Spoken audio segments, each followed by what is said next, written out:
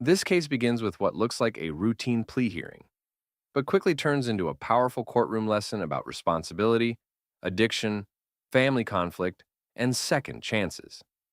An 18-year-old defendant stands before the court facing aggravated assault with a deadly weapon, a second-degree felony that could mean up to 20 years in prison. But instead of prison, the court is considering deferred adjudication, essentially probation with strict conditions. That means one wrong move could change everything. What makes this case especially intense is that the alleged victim isn't a stranger. It's the defendant's stepfather, and the incident began with a dispute over money and respect inside the family home. As we move forward, watch closely how the judge balances accountability with rehabilitation. Will this young man take responsibility or spiral deeper into trouble? Let's step into the courtroom. You, Mr. Henson? Defense, I'm showing you what's entitled Discovery Acknowledgement. Have you received all the discovery in this case, and did you review that with your client? We have, Your Honor, and I have. Court will find that the state is in compliance with discovery. Mr. Henson, I'm showing you what's entitled Application for Deferred Adjudication or Community Supervision. Did you review that document with your attorney? Did you understand it? Did you sign it? Yes, ma'am. Did you understand you're charged with the offense of aggravated assault with a deadly weapon? That's a second-degree felony. The range of punishment is anywhere from 2 to 20 years in prison and up to a $10,000 fine. Did you understand? Court will find that defendant has knowingly and voluntarily waived his right to jury trial. Showing you the plea bargain page. Did you review that page with your attorney? Did you understand it? Yes, ma'am. According to the plea bargain agreement, there's to be a $500 fine. There's an affirmative finding of deadly weapon. State recommends deferred adjudication. They will take in consideration the following county court cause numbers: 664461, 66. Right away, the court establishes something critical. The defendant understands the charges and punishment range. This step is essential in criminal proceedings because a plea must be knowing and voluntary. The judge is making sure the defendant knows exactly what's at stake, not just fines, but potentially decades in prison. Deferred adjudication might sound like leniency, but legally it's a second chance with very sharp edges. If violated, the judge can sentence the defendant without a full trial. That's a huge risk. At this moment, the courtroom tone is procedural, but it's about to turn deeply personal once the judge begins discussing what actually happened between the defendant, his mother, and his stepfather. 4462 71781, and there's an affirmative finding of family violence. Did you understand with an affirmative finding of family violence, you're not allowed to own or possess any weapons or ammunition? Did you understand with an affirmative finding of family violence, you're not allowed to be designated as primary custodial parent? Did you understand that to be the entirety of the agreement? Next, I'm showing you outside the plea bargain agreement. The state is requesting that your deferred adjudication be for a term of 4 years. There be 240 hours of community service restitution, TAP evaluation, no harmful or injurious contact with Avilio Walters Torres, that's AVILIO, no firearm possession, hostility, and aggression control course. Did you understand those are recommendations from the state and the court does not have to follow those recommendations? Then to the offenses charged in the indictment, how do you plead? Guilty, not guilty, or no contest? 18. So why are you beating up your stepfather?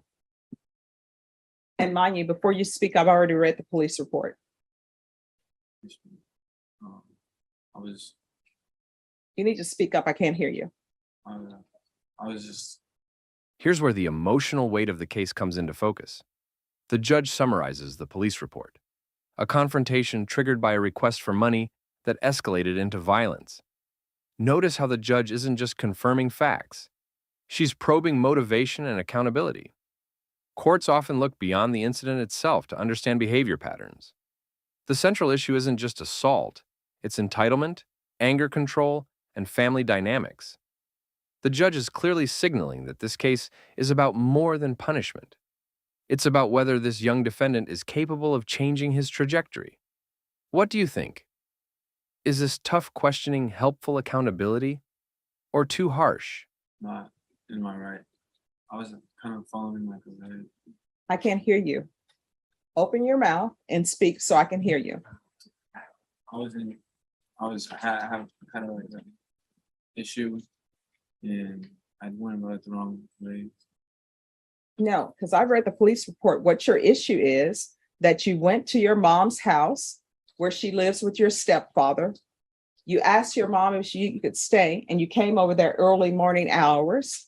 Then you asked your mom for money, and it appears she did not want to give you money. So then you called her the B word, and then your stepfather said, "Don't speak to her that way." And then you proceeded to beat him up. So what was the issue? No, what was the issue? Because people, when you ask people for money, they can either say yes or no. So your mother said no. You called her the B word. Why are you calling your mom that word? I shouldn't have done it. No, I know you shouldn't have done it, but my question for you is, why did you? I lost my temper, Temper what? Because she wouldn't give you money that was her money?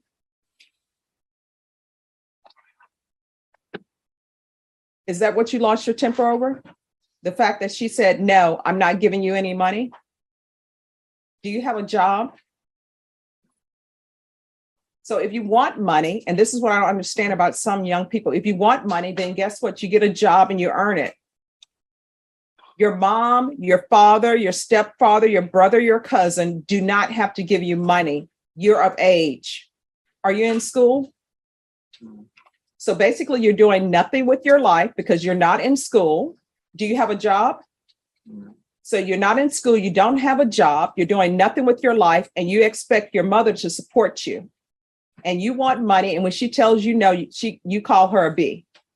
Where are you living? My grandma's. And how are you treating your grandfather? And does your grandfather even want you there? The judge now highlights a recurring theme in probation cases involving young defendants: lack of direction.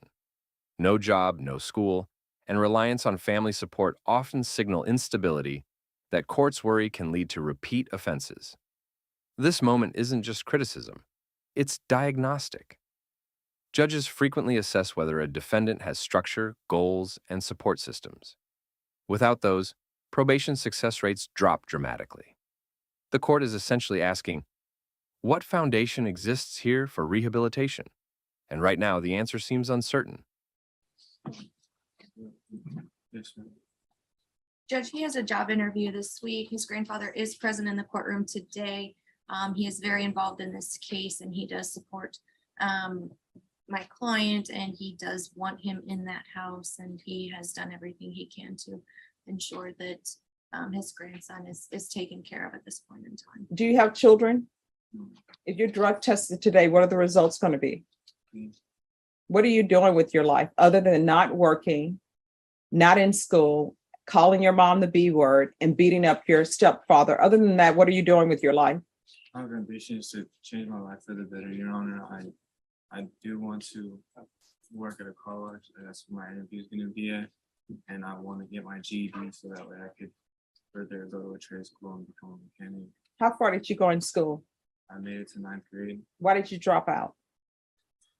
I fell into the wrong crowd, and Nope. Let me just tell you something about the wrong crowd. If I had some other person standing up before me and they said they fell into the wrong crowd, and I asked them, well, who's the wrong crowd? You know what they're going to say? You are.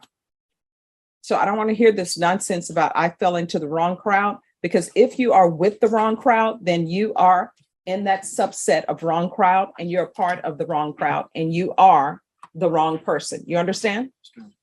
Let me see his grandfather. Hello, are you his grandfather? Step grandfather, yes. Stepfather. Could you raise your hand for me, please? Do you solemnly swear the testimony you give will be the truth and nothing but the truth, so help you God? I do. All right, you can lower your hand. Could you state your name for the record? Michael Andrew Mirchuk, Okay, I'm sorry, spell your last name. Mierchuk. The judge's response to the wrong crowd explanation is striking. Courts hear this phrase constantly, and the judge reframes it as personal responsibility. In legal settings, blame shifting can undermine credibility. By rejecting that excuse, the judge is pushing the defendant to acknowledge agency over influence. This moment is less about scolding and more about establishing expectations. Probation requires ownership of choices, not explanations about peers.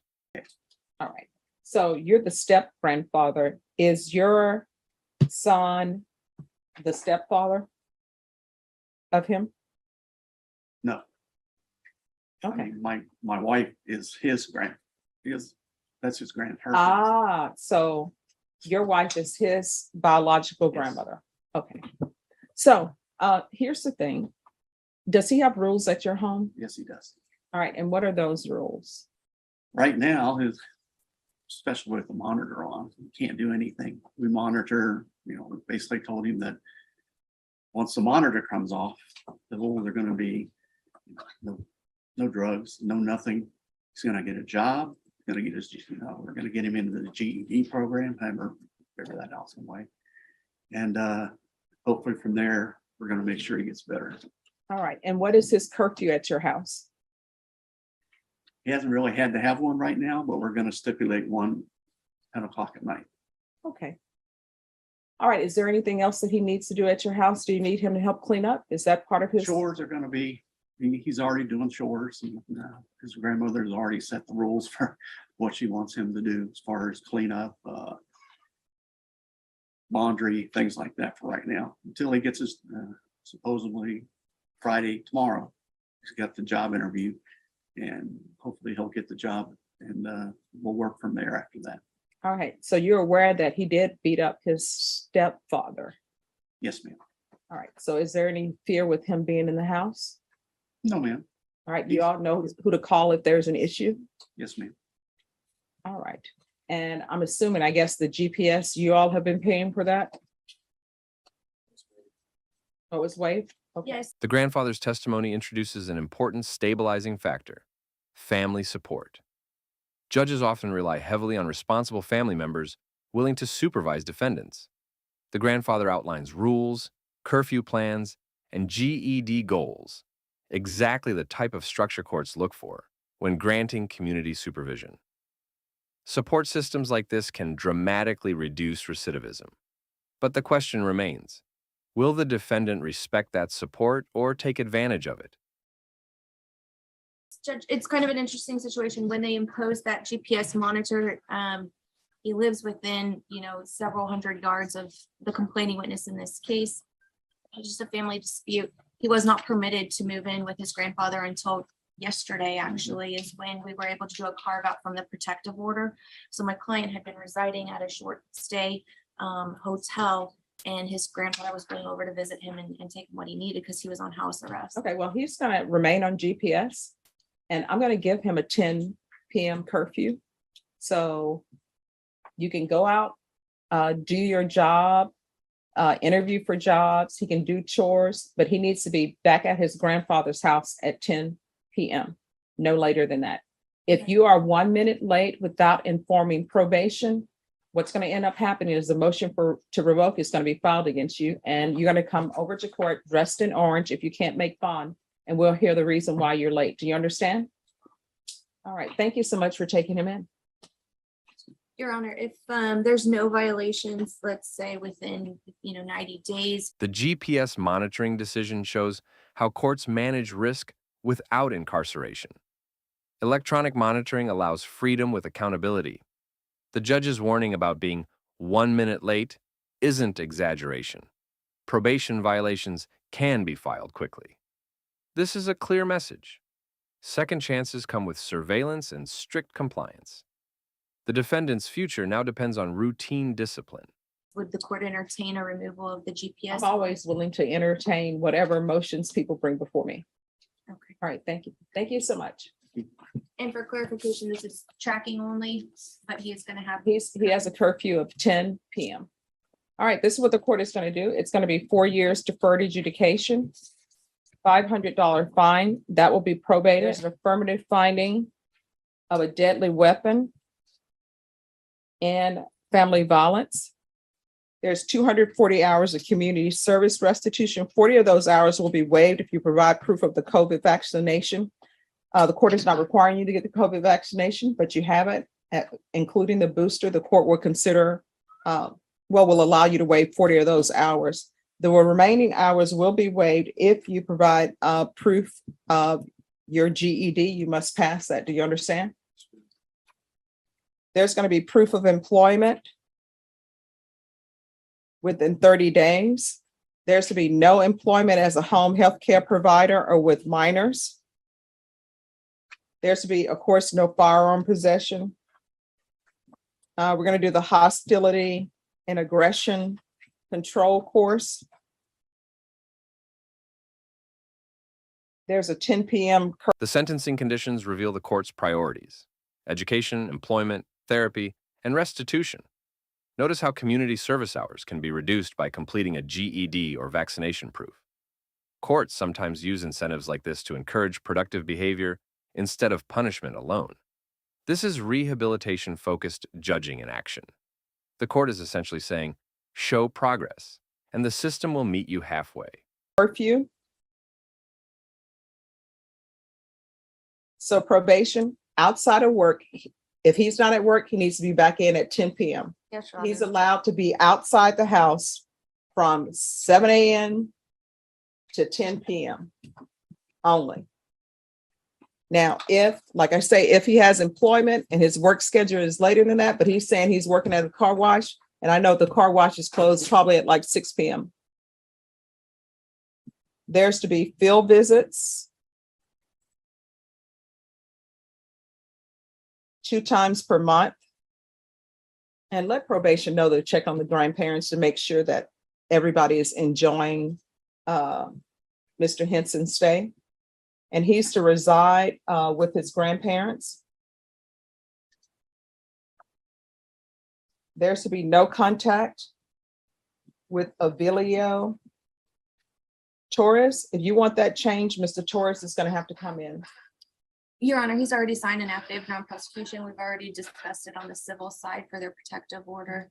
And we did have the bond already changed to no harmful or offensive contact, but if you. I'm not doing no harmful or injurious contact because I know what ends up happening. He's married to his mom. He's trying to make the mom happy, but the person before me beat up, and I don't know if it's a senior citizen or not, but he beat up someone who's in a parental role, and that's a big no-no. So if that's going to be lifted, then Mr. Avilio Torres needs to come in here. I'm going to look him in the eye and see and determine whether or not he's doing this just because that's his wife's son. But I have a big concern with a child who's 18, 1, calling his mom the B word, and 2, beating up the stepfather because he tells him, dares to tell him, do not speak to your mother that way. That's a problem. He's all nice and polite to me right now, but I don't know what's happening in that household. So there's to be no contact with Avilio Torres, and you can tell the family that Judge Boyd said that he is not to have any contact with him. And it's not Avilio's fault. I know. And for the record, I'm going to say that Avilio filed a non-prosecution and that I know that it's been lifted on the other side, but I'm not lifting it here. So you don't have any contact with him. The no contact order with the stepfather is crucial. Even though the victim signed a non-prosecution affidavit, the judge keeps the restriction in place. This demonstrates an important legal principle. Criminal cases belong to the state, not the victim. Judges must consider safety and behavior patterns, not just forgiveness. This decision shows caution. The court isn't convinced the underlying conflict is resolved yet. You understand? Sure. And if I decide to lift it at some point in time, you had better have your letter of apology and sincerity in that letter for him and for your mom. You only get one mom, you understand? So there's to be no contact with Avilio Torres. There's to be regular UAs. And there's to be regular reporting by Zoom or in person. Probation, is there anything else he needs? Is there anything else you need from me in order to be successful? All right, we can go off the record. Good luck to you. Here's the thing. You better start treating your moms right. Moms don't last forever. They're not going to be on the planet forever. Don't be that person who's in an imitation of life, running behind a coffin after you had treated your mom so badly, because people are not going to be sympathetic towards you. You understand? All right, good luck to you. Probation is going to go over your condition. Are you all ready to proceed on the motion? Yes, Your Honor. Yes. All right, is this going to be contested or no? No, Your Honor. All right, I don't have an, I do. All right, the court is calling 2022 CR 5859, State of Texas versus Thomas Nathaniel Henry. The judge's final advice in this segment is deeply human. Respect your mother while you still can. Moments like this blur the line between legal authority and life mentorship. Some judges intentionally use sentencing hearings to deliver life guidance alongside legal consequences. It's a reminder that courts often see the long-term outcomes of broken family relationships. Henson, could I have parties announced for the record for the state, Zach Dunn for the state. for the defense? Catherine Valenzuela. Are you Thomas Henson? Please remove. I'm going to show you what's entitled Motion to Enter Adjudication of Guilt and Revoke Community Supervision and state's motion to supplement motion to enter adjudication of guilt and revoke probation. Did you review those documents with your attorney? Did you understand them? Yeah. Are you the same Thomas Nathaniel Henson who was placed on deferred adjudication in 2022 CR 5859 for the offense of aggravated assault with a deadly weapon on September 15, 2022 for a period of 4 years? Yes, ma'am. State? Your Honor, on or about the 11th day of August 2023 in Bear County, Texas, the defendant, Thomas Nathaniel Henson, committed the offense of assault in violation of condition number 1. How do you plead to that? True or not true? True. State, And Your Honor, there's an agreement. the other allegations? There are none, Your Honor. Are you waiving? Yes, Your Honor. All right, any objections to the waivers? No objection to the waivers. All right, did you understand by pleading true to violation of condition number 1, the court could find it true, grant the motion, find you guilty, sentence you up to 20 years in prison and up to a $10,000 fine? Yes. Knowing that, do you still wish to plead true to violation of condition number 1? Yeah. Court will find violation of condition number 1 true. Is there an agreement? There is, Your Honor. We had an agreed recommendation to continue and for DDRF. That is understanding, Your Honor. All right, probation, is that your recommendation? Yes, Your Honor. What is the wait time for DDRF? Honor.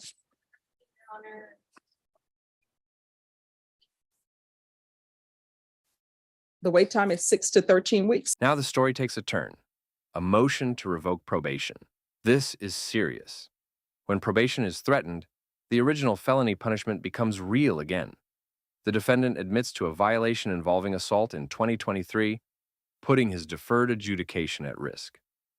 This is exactly what courts worry about when granting second chances. Repeat behavior. Do we have any other alternatives? State ISF cognitive track, Your Honor, that wait time.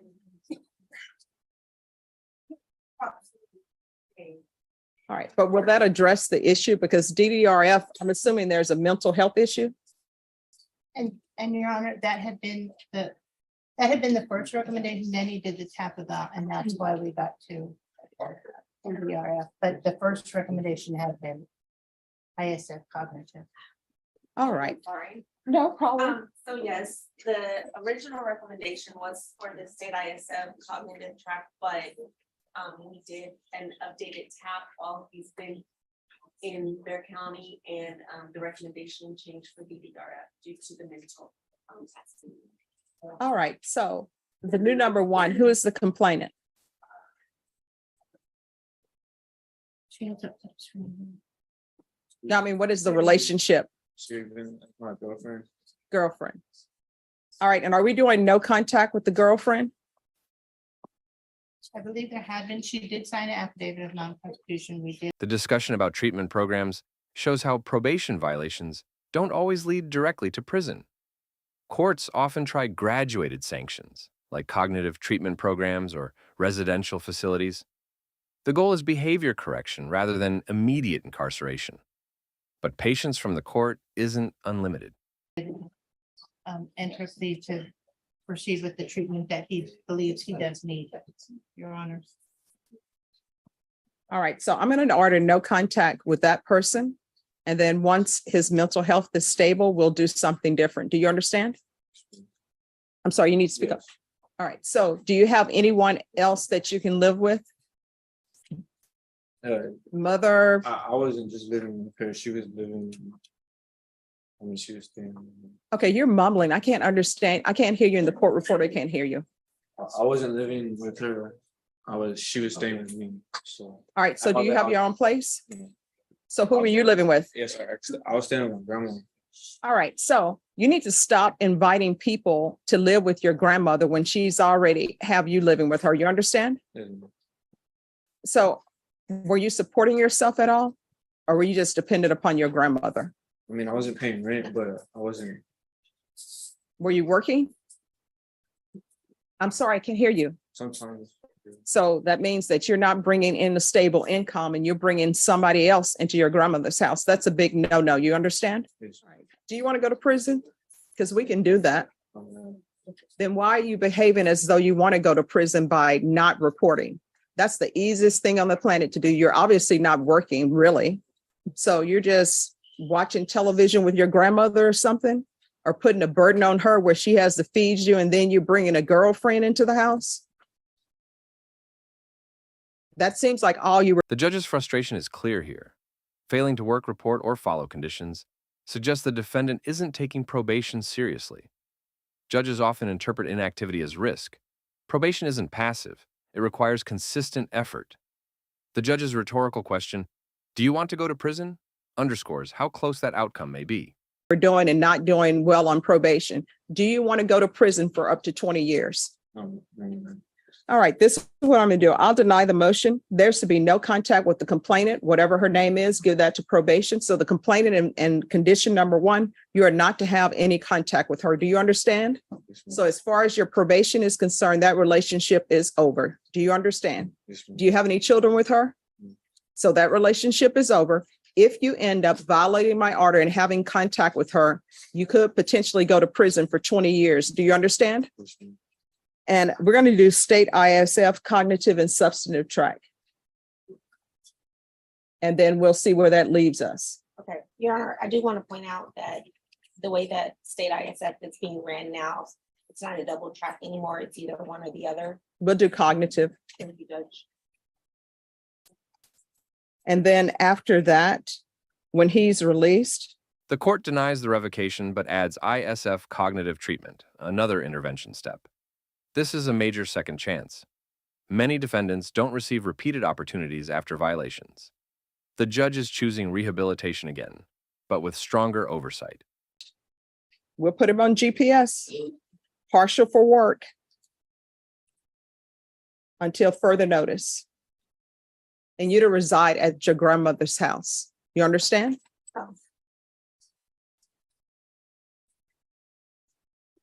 And Your Honor, for Mr. Henderson's benefit, what are you looking for, or what is the court looking for so that he could get off GPS? I mean, just so that he knows, like, if he's always reporting, attending. Oh, he needs to show me that he's actually taking this probation seriously. Okay. If you're not taking it seriously, what's going to end up happening is a motion to revoke is probably going to be filed. And instead of you worried about GPS, you'll be looking at potentially 20 years in prison. Do you understand? Yes. All right. And see probation if those fees can be waived. Thank you. All right, thank you. Thank you, Judge. You're welcome. So what is happening with this case? Is this a motion to revoke? What is this? It is actually a motion filed by a defense judge. It's a motion to amend conditions of community supervision. There is a no contact order with the alleged victim in this case. It is his stepfather. He was sentenced to state ISF. He did complete that. Upon release, he had nowhere else to go except home. Is the So stepfather here? stepfather is outside waiting. I wanted to make sure I kept them still apart, so Sure. I can call him in whenever we're ready. All right, let's bring this in. Okay. Probation, are you aware of this? Yes, Your Honor. All right. Court is calling 2022 CR 5859, State of Texas versus Thomas Nathaniel Henson. Can I have parties announced for the record for the state? Marjorie Hilla for the state. Defense? John Pettis for defense. And are you Thomas? Now the case shifts again. A motion to modify probation conditions after treatment completion. This shows how probation is dynamic. Conditions can tighten or loosen depending on progress.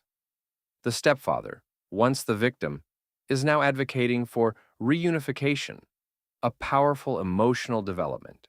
Henson? Yes, ma'am. All right, It is Defense, you're requesting what?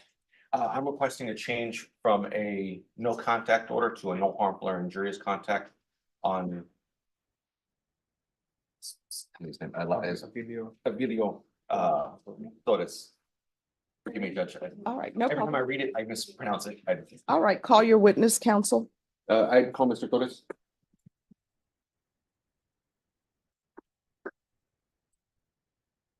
All right, can you raise your right hand?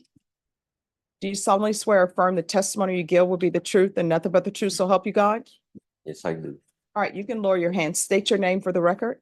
Abilio Walter Torres Mercado. I'm like, the last name? Mercado, Mercado. All right. Defense? Yes, Judge. What is your relationship to Mr. Henson? is my, I always call him son because I have him since he was little, but it's my stepson. And are you the alleged victim in the incident arising out of this case? I'm sorry, what was that again? Were you the alleged victim? Yes, And after he was released, after Mr. Henson was released from state ISF, he went to go live with your wife, your home. in your that's home, correct. And where are you living right now? With a friend, And it's your desire for him to come home, correct? correct. Okay. And why is that your desire? Because first of all, I want to be with him and I want to come back home. Plus, I want to help him in any way I can. Okay. Does he have anywhere else to go if you weren't allowed to stay at your home? No, And the incident in question that caused all of this, was that drug related? yes, And of course, you understand, he just left rehab, so the hope is to keep him off of those drugs. correct. And of course, Judge, I'd open it up to any questions you may have for him, because I assume you have many. Sometimes I have questions that people didn't ask. So do you have questions? Just want to clarify. So I His stepfather's testimony is remarkable. Victims rarely request renewed contact after violence. This reflects forgiveness, but also risk. The court must weigh family reconciliation against relapse potential. Judges often move cautiously in these situations. I believe, sir, that you had said that you wanted him to be able to come home. Yes, But he is actually in the home and you want to come back. Is that right? correct. Okay. All of us be together. Let's clarify that. And do you feel like you would feel safe if you moved back into the home at this point? Yes, ma'am. No further questions. All right. So who all lives in the home? Right now it's just my son and my wife.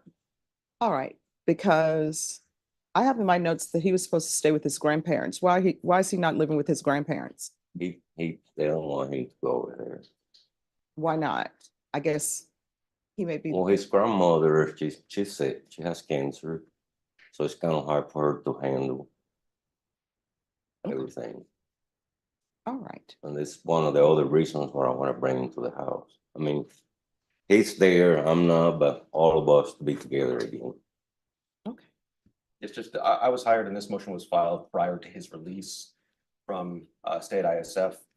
So the goal was to try to get that knocked out, but we couldn't arrange the Zoom to be done while he was in ISF, so we had to wait until afterwards. It's the first date we can get set. All right. All right. Any other questions? None from the state. Nothing from the fence. All right. Thank you so much for coming in. Thank you.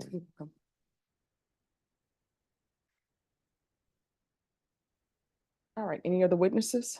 No, Judge.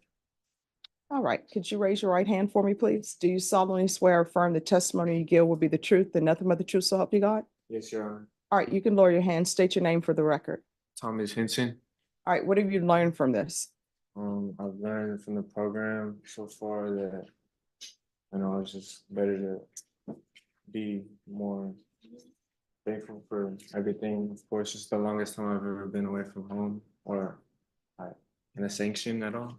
So it's definitely taught me to stay sober and just be okay with it. And I want to be back with my family. All right. How long have you been back from ISF? Probably like going on 2 weeks now. Just about 2 weeks, Judge. All right, do you have employment yet or no? Yes, I do have a job. I just struggling to get my ID at the DMV. Like the next available appointment was next month, but we're checking every morning at 7:30 for walk-ins. And they are holding that job for him. They're holding on. I have like a note from them. Okay. That's guaranteed employment. All right, and if you're drug tested today, what are the results going to be? I'll be clean. All right. The defendant claims sobriety and employment progress. Positive signs courts look for. Job stability and honesty during questioning often influence judicial decisions heavily. This moment feels hopeful, but it's about to unravel. I like the way you said that. All right, I will make a decision after I get a UA today. Are we able to do a UA? All right, we're gonna do a UA today, okay? Yes, ma'am. Do you need any water or anything? All right. Oh, that's a good sign. Thank you, Judge. All right, just have a seat and I'll take this up. All right, we're back on the record in 2022 CR 5859, State of Texas versus Thomas Henson. All right, so what were the results? No test done, Judge. My client admitted to me and he admitted to probation. If tested today, he would actually come up dirty, For what? marijuana. Why are you being dishonest with the court? I got scared, Your Honor. No, it's not right. So he hasn't been doing well. No, Judge. So I don't think he should be staying with his, The admission of marijuana use changes everything. Honesty came, but only after being confronted. For courts, relapse immediately after treatment is a red flag. Trust is fragile in probation supervision. This single decision may delay reunification with family. I don't think he should be staying with the complainant. Give me a negative UA and I'll consider it. Yes, So when's the last time you used? it was one time and it was yesterday. It was last night. I was going to pick up food and one of my old boys saw that I was out and wanted to say hi. And I did. I chilled with them for a little bit and I fell into what I shouldn't have. I So thought let it me was ask I you thought it this. was harmless because I was thinking Let me ask you this. Is that Buddy? Is that your friend? he's an old acquaintance. And then I shouldn't have reached out to him, but he reached out to me. And then I felt like I wanted attention, I guess. You know? But is he your friend? No. Because let me explain something to you. Friends, if they are your true friend, they will not do anything that would jeopardize you. And this case, let me see, is this deferred? So, Judge, yes. All right, this is a deferred adjudication. And because it's a deferred adjudication, you're looking at potentially 20 years in prison. That's what you signed up for. And you have to ask yourself, is marijuana worth potentially going to prison for 20 years? If you think it is, continue to use it. And I know some people will say, Judge, why are you so hard on people doing marijuana, or people doing alcohol? Hey, it's not necessarily me. The rules of probation are you're not allowed to drink while you're on probation. These are not rules that I made up. This is the legislature. The rules are you're not allowed to use marijuana or illegal substance. The judge explains probation rules versus personal opinion, an important distinction. Judges enforce laws created by legislatures, not personal preferences. This reinforces accountability and removes the perception of unfair targeting. While you're on probation. These are not rules I made up. This is the legislature. If you want it changed where you can drink alcohol in your home while you're on probation, you need to write your congressperson. If you want it changed that you can use marijuana while you're at home, write your legislature. My job here is there are rules, laws, right? And I follow those laws. You understand? So you have fallen off. You're not doing well because you came straight from ISF to back to doing what you're doing. So I'm not going to agree for him to go live with his stepfather because he's not in the right frame of his mind. And if you listen to the testimony of your stepfather, all of this started because of drugs. And guess what? We're right back here with you and drugs, and something's about to start. You understand? Yes, Your Honor. Probation, Yes, Judge. he needs to do 90 sober meetings in 90 days. And you need to start getting your life together. You understand? Yes, Your Honor. Judge, we'll get you a negative clean UA and come back. All right. And probation, make sure he's tested for levels. Yes. And while I have you here, The court orders 90 sober meetings in 90 days, another structured recovery step. This shows the court still believes improvement is possible. The judge's tone suggests disappointment, but not abandonment of rehabilitation. are you saying the only thing you're going to test positive for is marijuana? Yes, Your Honor. All right. So probation, I still want a UA. We're still going to do a UA.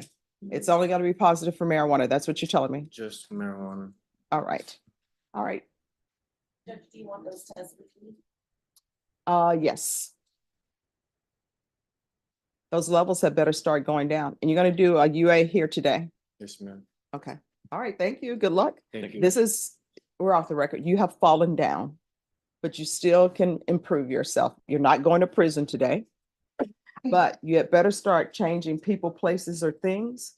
Otherwise, you're going to be back here and it's not going to be pretty. You understand? Yes, ma'am. All right. Good luck to you. Thank you, Judge. You're welcome. Defense? Attorney Alvarez for Mr. Henson already, Your Honor. All right.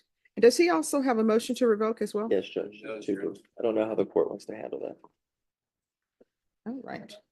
Well, we're going to do the motion to revoke first. The court is also calling 2022 CR 5859.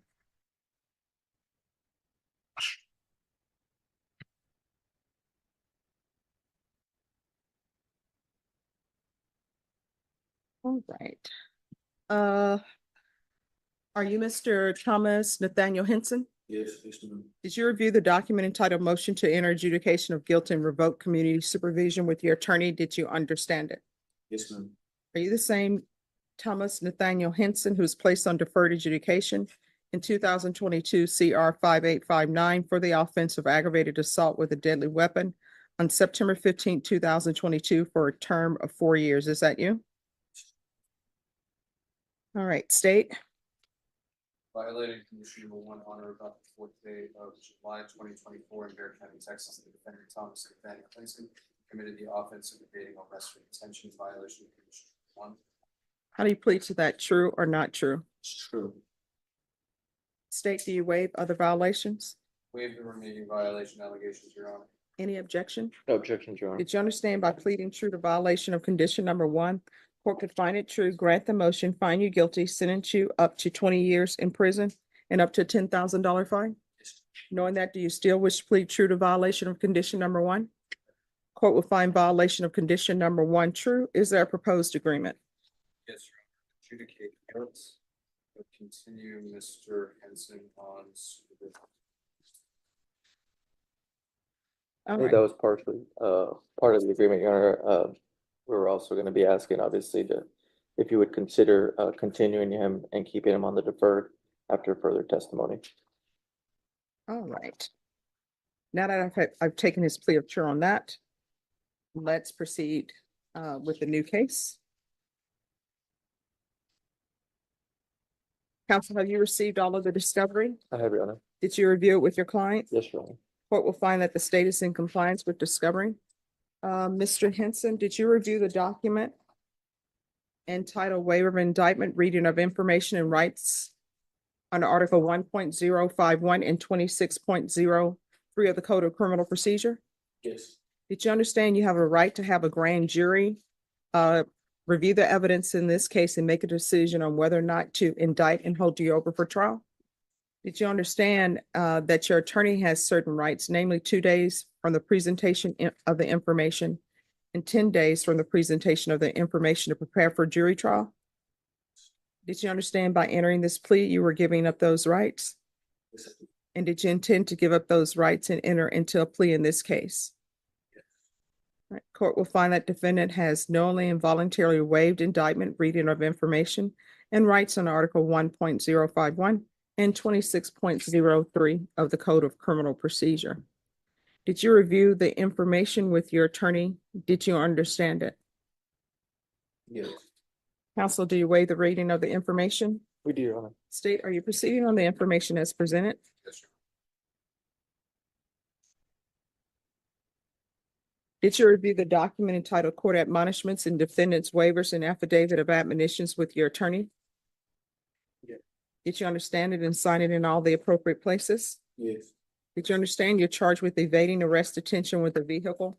That's a third-degree felony. Range of punishment is anywhere from 2 to 10 years in prison and up to $10,000 fine. Did you understand? If you have a plea with the state, the court does not have to follow your plea. If for any reason the court does not follow your plea and gives you more than you bargained for, the fact that you enter plea will not be used against you and you will be allowed to withdraw your plea. Did you understand? Yes. Did you understand you have a right to jury trial, a right for you or your attorney to cross-examine and confront any witnesses the state would call in the right to remain silent? Yes. Did you understand by entering this plea, you were giving up those rights? Yes. And did you intend to give up those rights and enter into a plea in this case? Yes.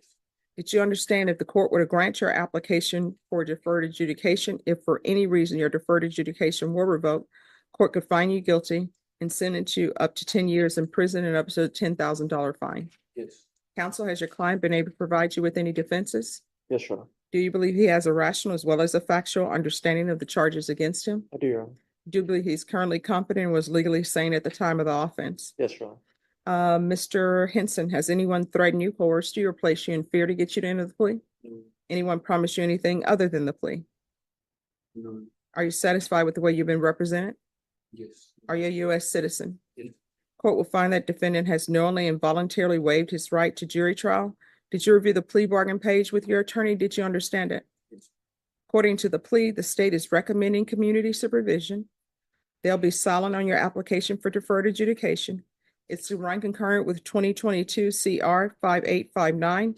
They're taking in consideration 2024 PF 06107, 2024 PF 06357. Did you understand that to be the plea? Yes, sir. Defense is at the plea? Yes, Your Honor. State is at the plea. Yes, Your Honor. Did you review the waiver of appeal paragraph with your attorney? Did you understand it and sign it in both places? Yes. Did you understand by signing that you're waiving your right to appeal? The only items that can be appealed are written pretrial motions that have been filed, heard, and ruled upon by the court. Did you understand? Yes. Counsel, have there been any such motions? No, Your Honor. Outside the agreement, the state is recommending that your community supervision be for a term of 5 years. There'll be a TAP evaluation, 200 hours community service restitution, and no contact with Susie Castaneda. Did you understand those were recommendations from the state and the court does not have to follow those recommendations? Yes. Then to the offenses charged, how do you plead? Guilty, not guilty, or no contest? No contest. State any evidence? Contain any exhibit attachments, Your Honor. No objections, Your Honor. Did you review the waiver and consent to stipulation of testimony and stipulations with your attorney?